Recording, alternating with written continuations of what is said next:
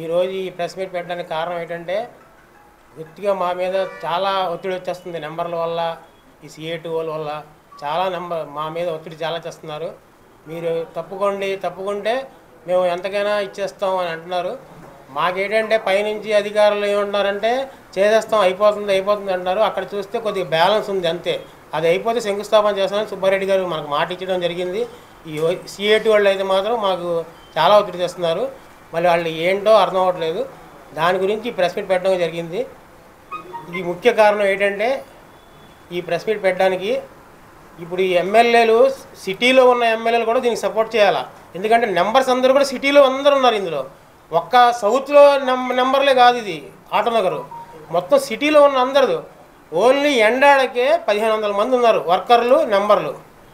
ఇందులో ఉన్నది 1500 మంది ఓన్లీ ఎండాడ, తగరపోస, ఆనందపురం. ఇది ఒక్కటే సౌత్ అంటున్నారు. సౌత్ ఒకటే కాదు, ఇది మొత్తం అందరు ఎమ్మెల్యేలకు సంబంధించింది ఆటోనగరు. ఒక్క ఎమ్మెల్యే మీదే ఇలాగా ఈ ఎమ్మెల్యే పట్టించుకోవట్లేదు, ఈ ఎమ్మెల్యే చేయట్లేదు అనడం అది తప్పుగా, చాలా అది అవాస్తవాలు. ఎమ్మెల్యే గారు అంటే కొన్ని రోజులుగా మాకు స్పందించట్లేదు కొన్ని విషయాల్లో, అంతవరకే కానీ ఇందులో బ్యాడ్ ఏం లేదు. ఈ అవకాశం తీసుకొని చాలామంది ఏంటంటే అవకాశంగా ఈ ఎమ్మెల్యే గారు ఇలా చేస్తున్నారు అలా చేస్తున్నారు అనడం అది కరెక్ట్ కాదు. అది మాకైతే మాత్రం ఇప్పుడు దాకా ఎమ్మెల్యే గారు బాగానే సహకరించారు. ఇది ఒక సౌత్కే అనుకుంటున్నారేమో అందరు ఎమ్మెల్యేలకు సంబంధించింది ఇది ఆటోనగర్ అనేది. మొత్తం సిటీ మొత్తం ఉంది ఇందులో. మెంబర్షిప్, వర్కర్లు వెళ్ళి CA2 వాళ్ళకి ఒత్తిడి తేయడంతో వాళ్ళు ఏమొచ్చి ధర్నాలు చేయడం చేస్తున్నారు. మన సైట్ దగ్గరికి వెళ్ళారంట. ఏపీహెచ్ జడ్ఎం గారు చెప్పారు ఇలాగని. అయిపోయింది, అక్కడ ప్లాట్లు వేస్తున్నారంటే వీళ్ళు వెళ్ళారు. అక్కడికి వేస్తే ప్లాట్లు లేవు, ఏమీ లేదు. లేకపోవడంతో మా మీదకి వచ్చి ఇదంతా ఒత్తిడి తెచ్చడం మా మీద జరుగుతుంది.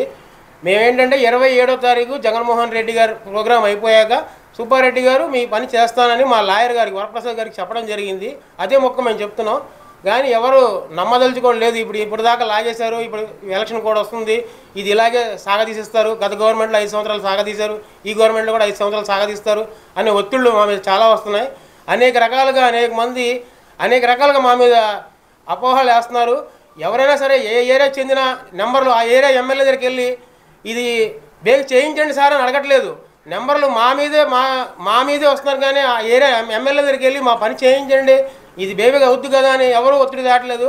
ఓన్లీ సౌత్కే చెందిన అనుకుంటున్నారు. ఈ సౌత్ కాదు, సిటీ మొత్తం చెందింది. ఇది మొత్తం సిటీ మొత్తం చెందింది ఆటోనగర్. ఇది మొత్తం 10,000 కుటుంబాలు ఉంటాయి ఇందులో. జీవనాధారం 7,500 మంది వర్కర్సే ఉన్నారు ఇందులో. నెంబర్లు 2,500 మంది ఉన్నారు.